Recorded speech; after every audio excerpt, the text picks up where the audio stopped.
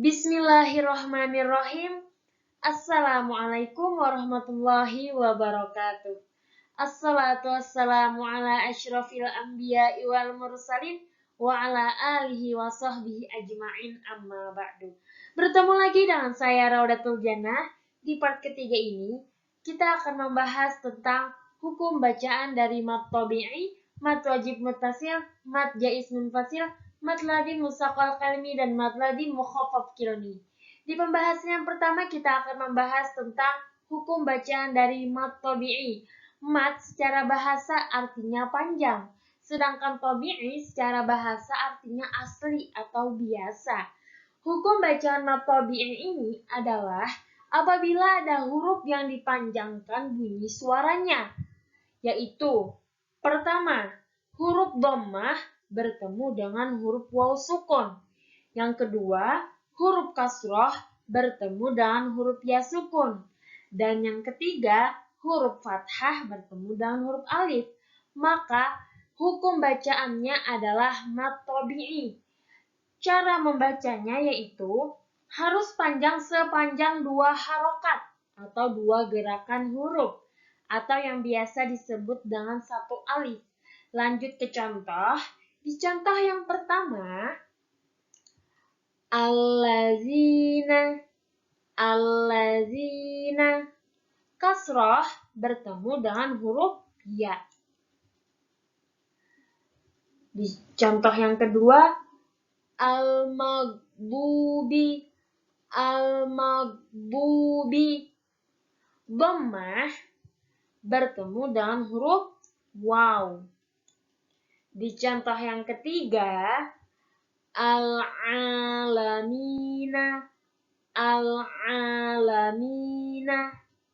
kasroh bertemu dengan huruf ya sukun. Di contoh yang keempat, wa iyyaka, fathah bertemu dengan huruf alif. Di contoh yang terakhir, innama, fathah bertemu dengan huruf alif. Nah, sudah jelas ya hukum bacaan dari contoh-contoh yang sudah saya terangkan tadi adalah hukum bacaan dari mat tabi'i. Dikarenakan, nah di contoh yang pertama, kasroh bertemu dengan huruf ya sukun. Di contoh yang kedua, dhammah bertemu dengan huruf waw sukun. Di contoh yang ketiga, kasroh bertemu dengan huruf ya sukun. Di contoh yang keempat, fathah bertemu dengan huruf alif. Dan di contoh yang terakhir, fathah bertemu dengan huruf alif. Sudah jelas ini adalah hukum bacaannya adalah mat tabi'i. Dikarenakan tadi kan sudah dijelaskan bahwa apabila huruf dhammah bertemu dengan huruf waw sukun, yang kedua apabila huruf kasroh bertemu dengan huruf ya sukun, dan yang ketiga apabila huruf fathah bertemu dengan huruf alif, maka hukum bacaannya adalah mat tabi'i. Pembahasan selanjutnya mengenai mat wajib muttasil. Hukum bacaan disebut mat wajib muttasil adalah apabila ada mat tabi'i. Huruf mat tabi'i tadi terdiri dari 3 huruf, yaitu alif, waw, dan ya, bertemu dengan huruf hamzah dalam satu kalimat. Maka hukum bacaannya adalah mat wajib muttasil. Cara membacanya wajib panjang sepanjang 5 harokat atau 2,5 alif. Nah, di sini sudah ada beberapa contoh, ada 5 contoh. Di contoh yang pertama, al-malaikatu, alif bertemu dengan hamzah. Di contoh yang kedua, quru'in, waw sukun bertemu dengan hamzah. Wajibun, waji'a. Ya sukun bertemu dengan hamzah. Di contoh yang berikutnya, khunafa'a, khunafa'a. Alif bertemu dengan hamzah. Di contoh yang terakhir, asyita'i, asyita'i. Alif bertemu dengan hamzah. Maka sudah jelas dari kelima contoh tadi adalah contoh-contoh hukum bacaan dari mad wajib muttasil. Pembahasan selanjutnya mengenai mad jaiz munfasil. Hukum bacaan disebut mad jaiz munfasil adalah apabila ada mad tabi'i. Nah, huruf mad tabi'i tadi kan ada 3, yaitu alif, waw, dan ya. Bertemu dengan hamzah di lain kalimat. Nah, ini mad jaiz munfasil ini kebalikan dari mad wajib muttasil. Kalau mad wajib muttasil itu dalam satu kalimat, sedangkan mad jaiz munfasil di lain kalimat. Cara membacanya boleh dipanjangkan seperti mad wajib muttasil dan boleh juga seperti mad tabi'i. Tetapi seperti mad wajib muttasil lebih baik.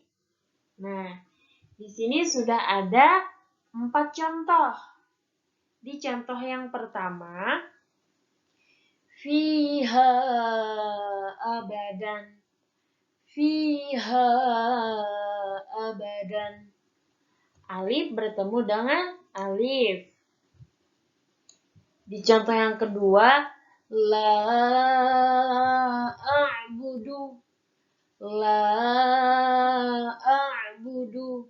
Alif bertemu dengan alif.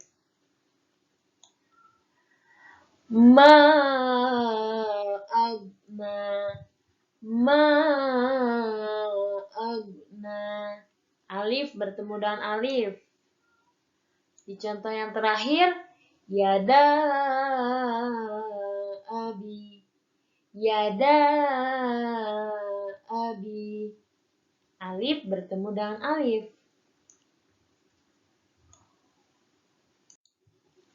Maka sudah jelas dari keempat contoh tadi adalah contoh hukum bacaan dari mad jaiz munfasil. Pembahasan selanjutnya mengenai mad lazim mutsaqal qilmi. Nah, mad lazim mutsaqal qilmi ini apabila ada mad tabi'i. Nah, mad tabi'i ada huruf alif, waw, dan ya bertemu dengan huruf hijaiyah yang bertasydid. Mau itu fa, ko, kaf, lam. Yang penting huruf hijaiyahnya yang bertasydid di dalam satu kalimat. Maka hukum bacaannya disebut mad lazim mutsaqal qilmi. Cara membacanya yaitu harus panjang selama 3 kali mad tabi'i atau 6 harokat. Nah, di sini sudah ada 4 contoh dari contoh hukum bacaan mad lazim mutsaqal qilmi. Di contoh yang pertama bunyinya at-tammatu. Alif bertemu dengan mim yang bertasydid. Di contoh yang kedua, as-sakhatu. Alif bertemu dengan kha yang bertasydid. Di contoh yang ketiga, tahadduna. Alif bertemu dengan bo yang bertasydid. Begitu pula contoh yang terakhir, sama seperti contoh-contoh yang sebelumnya. Waladdallina, waladdallina. Alif bertemu dengan lam yang bertasydid. Maka sudah jelas nih, dari keempat contoh ini adalah contoh hukum bacaan dari mad lazim mutsaqal qilmi. Dikarenakan Tadi kan sudah dijelaskan bahwa apabila ada nih mad tabi'i, huruf mad tabi'i ada alif, waw, dan ya bertemu dengan huruf hijaiyah yang bertasydid di dalam satu kalimat, maka sudah jelas hukum bacaannya adalah mad lazim mushaqal qilmi. Pembahasan yang terakhir mengenai mad lazim mukhaffaf qilmi. Hukum bacaan disebut mad lazim mukhaffaf qilmi apabila ada mad tabi'i. Nah, huruf mad tabi'i ada huruf alif, waw, dan ya bertemu dengan huruf yang berharokat sukun. Yang penting berharokat sukun lah. Mau itu alif, ba, ta, sa, jim, dan lain-lain, asal berharokat sukun. Yang tidak terletak di akhir kata, maka hukum bacaannya disebut mad lazim mukhaffaf qilmi. Cara membacanya harus panjang selama 3 kali mad tabi'i atau 6 harokat. Langsung saja ke contoh yang bunyinya al-ana, al-ana. Alif bertemu dengan lam sukun. Maka sudah jelas ini contoh hukum bacaan dari mad lazim mukhaffaf qilmi. Dikarenakan di sini huruf alif atau huruf dari mad tabi'i ini bertemu dengan huruf hijaiyah yang berharokat sukun, yaitu lam sukun. Maka sudah jelas hukum bacaannya adalah mad lazim mukhaffaf qilmi. Cara membacanya tadi selama 3 kali mad tabi'i panjangnya atau 6 harokat. Oke, ini saja yang dapat saya sampaikan. Mohon maaf apabila masih ada kekurangan dalam penyampaian materi maupun kurang jelas. Akhirul kalam, wassalamualaikum warahmatullahi wabarakatuh.